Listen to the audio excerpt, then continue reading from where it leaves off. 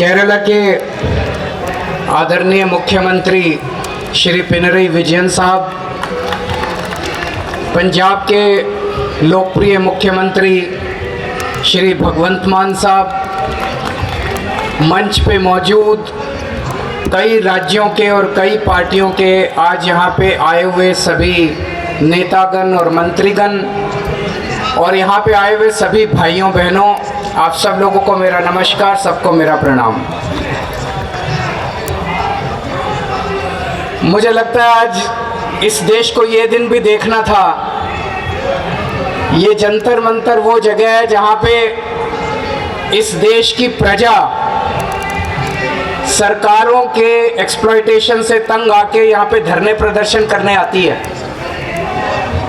लेकिन आज यहाँ पे केरला के मुख्यमंत्री को अपना सारा कामकाज छोड़ के केरला से दिल्ली यहाँ पे धरना करने के लिए आना पड़ा केंद्र सरकार की ज्यादतियों के खिलाफ। मैं समझ रहा हूँ ये भी इस देश को ये दिन भी देखना था। आज लगभग आधे राज्यों के अंदर विपक्ष की सरकारें हैं और आधे राज्यों के अंदर उन लोगों की सरकारें हैं। जो विपक्ष की सरकारें हैं आधे राज्यों के अंदर, तो लगभग 70 करोड़ लोगों को ये विपक्ष की सरकारें रिप्रेजेंट करती हैं। 70 करोड़ लोगों को, आधे देश को। और इस वक्त ऐसा लगता है कि केंद्र सरकार ने विपक्ष की सरकारों के खिलाफ युद्ध छेड़ा हुआ है। ऐसा लगता है कि जंग छेड़ी हुई है, लड़ाई छेड़ी हुई है। हिंदुस्तान पाकिस्तान का रखा हम लोगों के साथ। हम ये पूछना चाहते हैं कि क्या आप इन 70 करोड़ लोगों को अपना नहीं मानते? क्या आप केरला के लोगों को अपना नहीं मानते? क्या आप तमिलनाडु के लोगों को अपना नहीं मानते? क्या आप कर्नाटका के, दिल्ली के, पंजाब के, वेस्ट बंगाल के लोगों को अपना नहीं मानते? क्या ये सारे पराये हैं? क्या ये भारत के नागरिक नहीं हैं? यहाँ के 70 करोड़ लोगों ने विपक्ष के लोगों को चुन के सरकार बनाई। संविधान के अंदर लिखा है कि इन सरकारों की क्या पावर है। शिक्षा की पावर राज्य सरकारों की, स्वास्थ्य की पावर राज्य सरकारों के, संविधान के अंदर लिखा है कि क्या क्या पावर है। आप हमें अपना काम ही नहीं करने देते। सारी विपक्ष की सरकारों को तरह तरह से प्रताड़ित करने के लिए आज केंद्र सरकार सारे हथकंडे अपना रही है। मोटे मोटे तौर पे देखें तो 3 तरह से केंद्र सरकार विपक्ष की सरकारों को तंग कर रही है। सबसे पहला, केंद्र सरकार जायज फंड, जो हक है राज्यों का, वो फंड नहीं दे रही है। दूसरा तरीका, गवर्नर्स के और लेफ्टिनेंट गवर्नर के जरिए रोज काम में टांग अड़ाती है, हर काम में टांग अड़ाती है। और तीसरा तरीका, एजेंसीज को छोड़ के जिसको मर्जी पकड़ के जेल में डाले जा रहे हैं, जिसको मर्जी पकड़ के जेल में डाले जा रहे हैं। सबसे पहले मैं पहले तरीके पे आता हूं। यहां पे पिनरई विजयन साहब बैठे हैं, पंजाब के मुख्यमंत्री बैठे हैं, मैं दिल्ली का मुख्यमंत्री और कई सारे राज्यों के मंत्रीगण आए हुए हैं। हम सारे रोज इस बात को झेल रहे हैं कि जो जायज फंड उस राज्य के बनते हैं वो फंड हमें नहीं दिए जा रहे। अगर केरला के लोगों को उनके हक के फंड नहीं दिए जाएंगे तो काम कैसे चलेगा? सरकार कैसे चलेगी? केरला की सरकार कैसे चलेगी? तमिलनाडु की सरकार कैसे चलेगी? और हम यहाँ भीख मांगने नहीं आए। विजयन साहब यहाँ पे अपने घर के लिए, अपने परिवार के लिए पैसे मांगने नहीं आए, अपने बच्चों के लिए, अपने बीवी बच्चों के लिए पैसे मांगने नहीं आए। वो केरला के लोगों के लिए पैसे मांगने आए हैं। आज पंजाब के मुख्यमंत्री यहाँ अपने 3 करोड़ लोगों के लिए फंड मांगने के लिए आए हैं। मैं दिल्ली का मुख्यमंत्री अपने दिल्ली के 2 करोड़ लोगों का हक मांगने के लिए आया हूं। संविधान में लिखा है कि कितना पैसा किस सरकार को मिलेगा। ये वाला टैक्स आएगा, मैं इनकम टैक्स में था, ये थोड़ा सा ज्यादा जानता हूं इसको। तो कितना फंड कौन सी सरकार कितना फंड इस्तेमाल करेगी, कैसे इस्तेमाल करेगी, फाइनेंस कमीशन होगा, फाइनेंस कमीशन तय करेगा, ये पैसा केंद्र के पास जाएगा, ये पैसा राज्य सरकार। अरे जो हमारा हक है, हमारा नहीं, लोगों का हक है, केरला के लोगों का हक है, तमिलनाडु के लोगों का हक है, वेस्ट बंगाल के, पंजाब के, दिल्ली के लोगों का हक है, वो हक आप कैसे छीन सकते हैं लोगों का? आप उनका काम कैसे रोक सकते हैं? अगर आप हमारे लोगों के पैसे नहीं देंगे तो हम सड़कें कैसे बनाएंगे, बिजली कैसे देंगे, लोगों का विकास कैसे करेंगे? मैं भी एक दो बैनर देख रहा था, उसमें लिखा था कि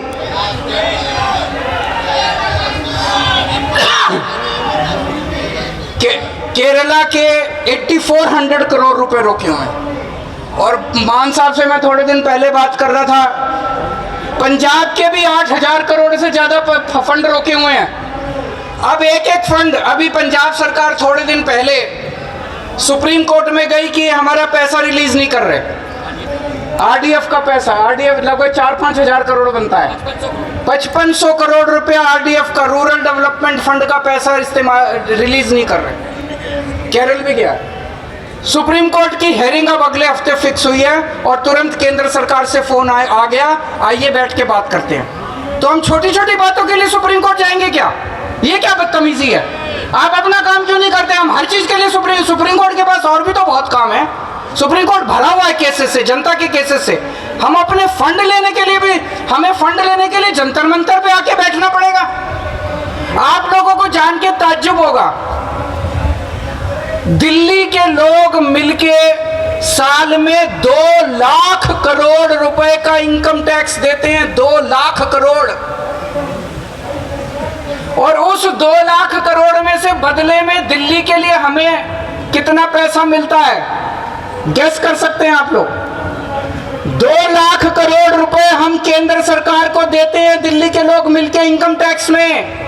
और उस 2 लाख करोड़ में से दिल्ली के लोगों को एक साल में 325 करोड़ रुपए मिलते हैं। इतना तो अंग्रेजों ने भी नहीं लूटा होगा 100 साल में जितना ये लोग लूट रहे हैं। ये तो हद हो गई है। तो कपिल सिब्बल साहब का स्वागत है। दूसरी चीज, गवर्नर्स और लेफ्टिनेंट गवर्नर्स के जरिए ये जिस तरह से सरकारों को तंग कर रहे हैं, संविधान के अंदर साफ साफ लिखा है कि ये हमारे सब्जेक्ट्स हैं। उन सब्जेक्ट्स के अंदर भी रोज गवर्नर हर राज्य के अंदर टांग अड़ा रहे हैं। सबसे इंटरेस्टिंग तो अभी पंजाब के अंदर हुआ। पिछले साल पंजाब सरकार ने बजट सेशन, अपनी असेंबली का बजट सेशन कॉल करने के लिए गवर्नर के पास फाइल भेजी। गवर्नर ने बजट सेशन करने की परमिशन नहीं दी। सोचिए, एक चुनी हुई सरकार, फुल स्टेट, उसका मुख्यमंत्री, उसकी कैबिनेट प्रस्ताव पारित करके कहती है कि हम फलानी तारीख से बजट सेशन बुलाएंगे और उसमें राज्य का अगले साल का बजट पास करेंगे। गवर्नर ने बजट सेशन की भी परमिशन नहीं दी। अल्टीमेटली सुप्रीम कोर्ट जाना पड़ा। सुप्रीम कोर्ट ने गवर्नर को खूब लताड़ा। लेकिन प्रॉब्लम यह है कि इनको लताड़ का, गाली गलौज का, इनको सुप्रीम कोर्ट रोज लताड़ता है इन लोगों को, इनको कोई फर्क ही नहीं पड़ता। तो इस तरह से दिल्ली के अंदर तो आप सब लोग देख ही रहे हैं कि हर काम के अंदर किस तरह से लेफ्टिनेंट गवर्नर हर काम के अंदर, छोटे से छोटे काम के अंदर टांग अड़ा रहे हैं। और तीसरा तरीका है ईडी। यह अब इनका एक नया हथियार आ गया, ईडी। अभी तक इस देश के अंदर यह कानून होता था कि अगर आपने कोई क्राइम किया तो उसकी जांच होती थी, फिर उसमें मुकदमा चलता था। मुकदमे में तय होता था कि कौन कौन दोषी है, कौन कौन निर्दोष है। जो दोषी है उसको सजा मिलती थी, वो जेल जाता था। मुकदमे के बाद, मुकदमा खत्म होने के बाद आदमी जेल जाता था जिसको दोषी माना जाता था। अब अब तय कर लेते हैं कि इसको जेल भेजना है, तो उसको पकड़ लेते हैं, उसको जेल में डाल देते हैं। फिर सोचते हैं अब इस पे क्या मुकदमा करें, इस पे क्या केस बनाएं। फिर ये केस बनाते हैं और केस बनाने के बाद फिर वो तब तक जेल में रहता है जब तक कि मुकदमा पूरा ना हो जाए और वो निर्दोष साबित ना हो जाए। हमारे देश के अंदर 15-15 साल लग जाते हैं मुकदमे पूरे होने में, तो 15-15 साल किसी को भी पकड़ के जेल, यह भी पीएमएल ने जो कानून लेके आए उसमें ही लिखा है कि जब तक उस आदमी को, किसी को भी पकड़ के जेल में डाल दो और जब तक उस आदमी का मुकदमा पूरा नहीं हो जाता, वो निर्दोष साबित नहीं हो जाता, तब तक वो जेल से बाहर नहीं आएगा। ये तो बहुत खतरनाक है।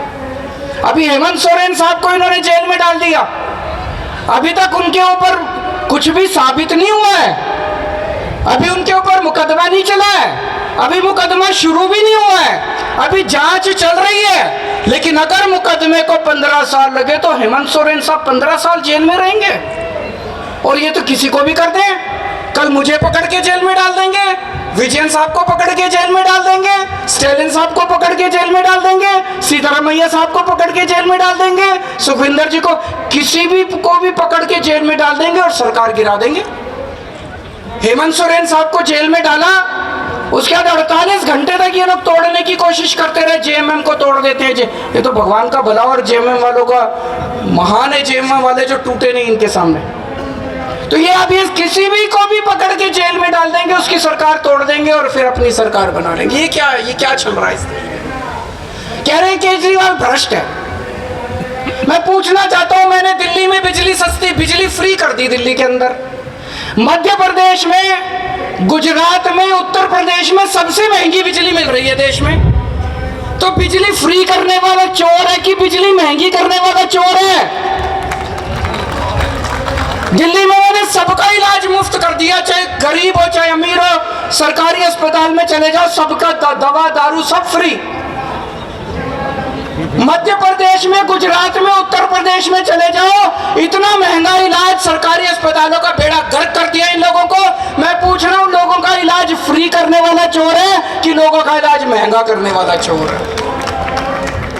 किसी को भी पकड़ के चोर चोर चोर चोर चिल्लाना चालू कर देते हैं लोग। तो दोस्तों, देश का बहुत बुरा हाल है। मैं विजयन साहब को बहुत बहुत बधाई देना चाहता हूं, उन्होंने आज ये अलख जगाई है, सबको इकट्ठा किया है। ये देश केवल हमारा नहीं है, ये देश 140 करोड़ लोगों का है।